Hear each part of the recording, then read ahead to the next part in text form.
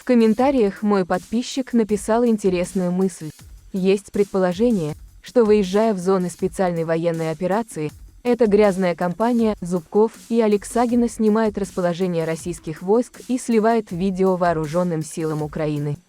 На первый взгляд может показаться, что это предположение ничем не обосновано. Но я вам в этом видео докажу, что есть все основания полагать, что так оно и есть. Давайте проследим хронологию событий в социальных сетях и на YouTube. Впервые упоминание о львенке Боне появилось 26 ноября в телеграм-канале военная организация «Испаньола». Бойцы рассказали о том, что первая львица Киара, которая прекрасно ужилась с бойцами, стала их талисманом. А теперь у них появился еще один питомец – Боня. Он несколько недель находился под артобстрелами вооруженных сил Украины в Докучаевском зоопарке и мог погибнуть. Я вам в предыдущих роликах рассказывала о том, что Олег Зубков использует это трудное для всех время, чтобы нажиться. Он активно разыскивает животных, которых он может забрать бесплатно для своей зоофермы. Но ведь поблизости находятся Донецкий и Мариупольский зоопарки, которым очень хорошо помогли финансами, кормами и строительными материалами другие зоопарки и простые граждане.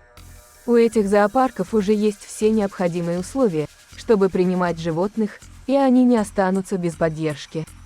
1 декабря на канале Олег Зубков, Человек-лев Татьяна Алексагина выпускает видео под названием «Я пришла навестить львичку-ресничку, а она лежит и грустит за любимым папой».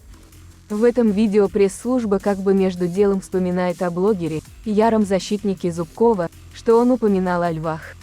А у Алексагиной якобы сомнение, что у львов там есть все необходимые условия, и она очень переживает за их судьбу.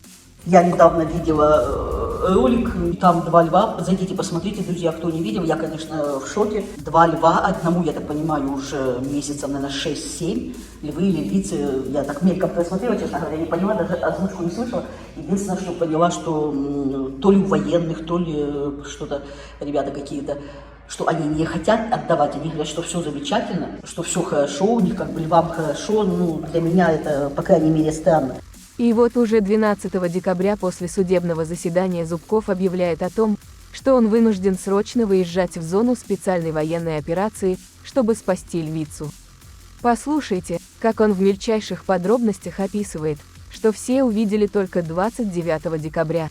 Завтра мы едем опять в зону СВО. Очередная львица обнаружена и на позициях, где-то военных, которая били львенка или льва, прислали страшное видео с какими-то сгоревшими зданиями там, и в каком-то сарае находится львица, которую содержали там на поводке.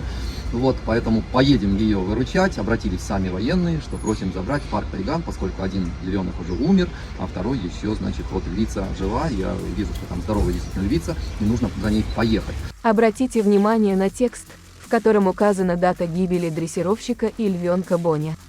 10 декабря. Откуда Зубков знал 12 декабря подробности случившегося, если даже Запашный и вся общественность об этом случае узнала только 29 декабря? Вам не кажется это совпадение не случайным? А теперь давайте вспомним статью в интернете от 1 июля 2022 года, в которой говорится о том, что сын олигарха, Ярослав Зубков, по чьей вине погибла семья из 3 человек, лайкает посты украинского президента. Сохранился скриншот, который доказывает это. Также сохранился скриншот, в котором Зубков прямым текстом пишет: «Нужно было тогда в 1941 году все отдать немцам». А также фраза из его интервью «Крым. Реалии, мы не часть России, а непонятный концлагерь». И все мы помним этот отрывок из его интервью, где он сожалеет о том, что поддерживал присоединение Крыма. Сегодня подтверждаю, что я действительно сожалею о том, что в 2014 году я так рьяно поддержал переход Крыма в состав России, не зная, какие последствия будут дальше для меня, для моих парков, что я пройду вот такой тяжелый путь, 800 судов. Я тогда, и как многие крымчане, не могли и представить себе, к какому разрыву между Россией и Украиной приведет вот это голосование. Ну, честно говоря, я думал, что будет жить прекрасно и Украина, и украинцы будут ездить в Крым, и россияне. Поэтому я себя не считаю ни коррупционистом, да, ни предателем, и все. Да, заблудшая овца, как говорится, которая не разобралась тогда, не знала реалий российской действительности. Сергей Аксенов, вы готовы брать на себя ответственность за разрешение на выезд Олега Зубкова в зоны специальной военной операции, когда он находится на подписке о невыезде, если всем известны политические взгляды олигарха и амбассадора Крыма, о которых он неоднократно говорил? А если в результате проверок Следственным комитетом РФ наши предположения подтвердятся? Тем более был факт сборов гуманитарной помощи Зубкова и Алексагиной Киеву. Прошу вас распространить это видео, чтобы увеличить вероятность того, что его посмотрят нужные люди.